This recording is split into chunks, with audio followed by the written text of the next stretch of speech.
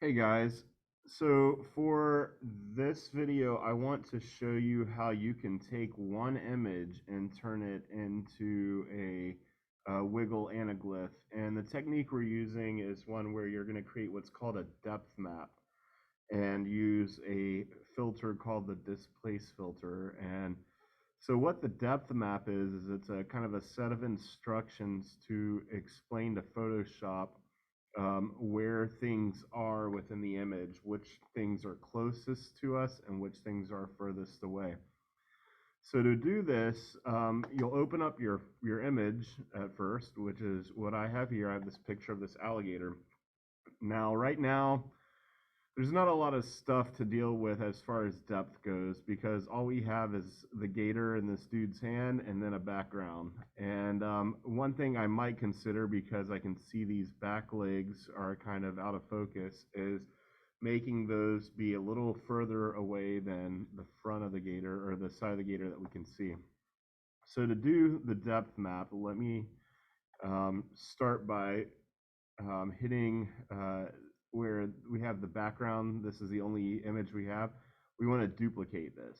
So right click on it and go duplicate layer. And when you do that, the thing we're going to do with this duplicate is we're going to end up applying the displace filter to it, but we need to create our depth map first. And so to do that, I'm going to create a new layer by going down to the bottom of the layers down here and clicking this little plus. And that gives me a transparent layer. And I want to trace over the different parts of this image. So the first thing I want to do is fill in the background with black, because the things that are furthest away from us in a depth map are going to be black. So I'm going to go ahead and use my paint bucket and fill in the back here. And then I'm going to create another new layer and turn off that background layer so I can actually see the gator and his legs and everything.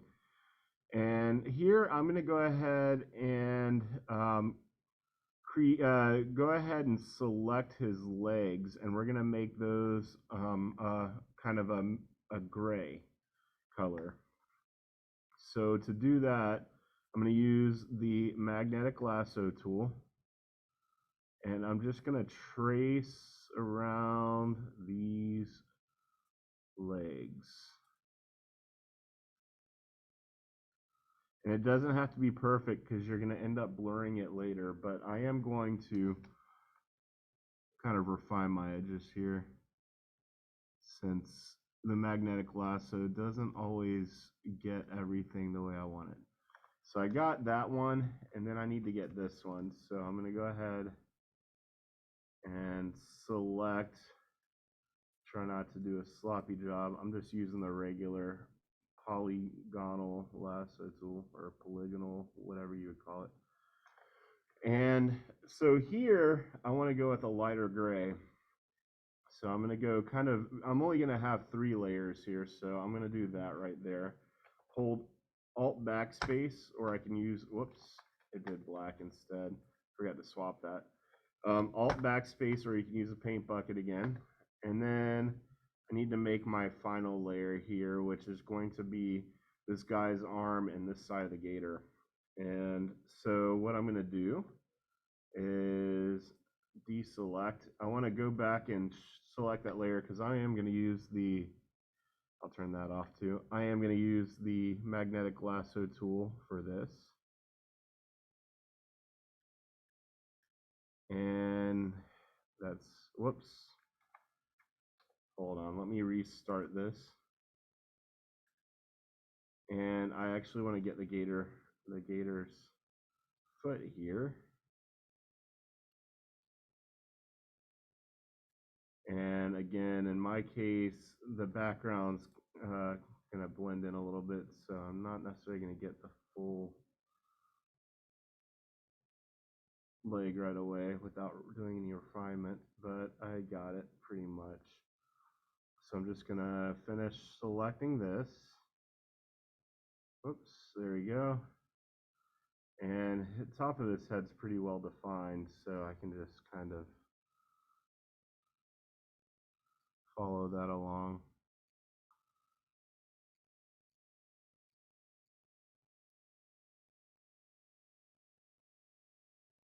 And so I got that. I'm gonna fix a few little visual mistakes real quick. And I think that's pretty good right there. So now, things that are closest to us need to be white. So I'm gonna go ahead and turn this back on. I'm gonna choose white for my color, and then I'm gonna fill this in, and boom. So I got my 3 layers, and I'm gonna select all 3 of these by holding down Shift, and I'm gonna go layer, merge layers, and this is my depth map. I actually want to blur this a little bit, so I'm gonna select, deselect, and then I'm gonna go to filter, blur, Gaussian blur, and go ahead and click OK. And I need to save this file. So I'm gonna go File, Save As. I'm gonna put it in, I'll just put it in this 3D folder. I'm gonna call it Alligator Depth. That way I can find it pretty easily. And click OK. And now I can turn this layer off. So I'm gonna go back to background copy, which is my copy of that original layer, and I'm gonna go to filter, distort, displace. And what this is going to do is I want to make sure vertical scale is at 0, because we don't want to displace anything up or down. We just want the left or right. And I'm going to set my horizontal scale for this one at this size. I'm thinking 10, but I might undo it and do 5. We'll see how weird it looks. But once you do that, just click OK.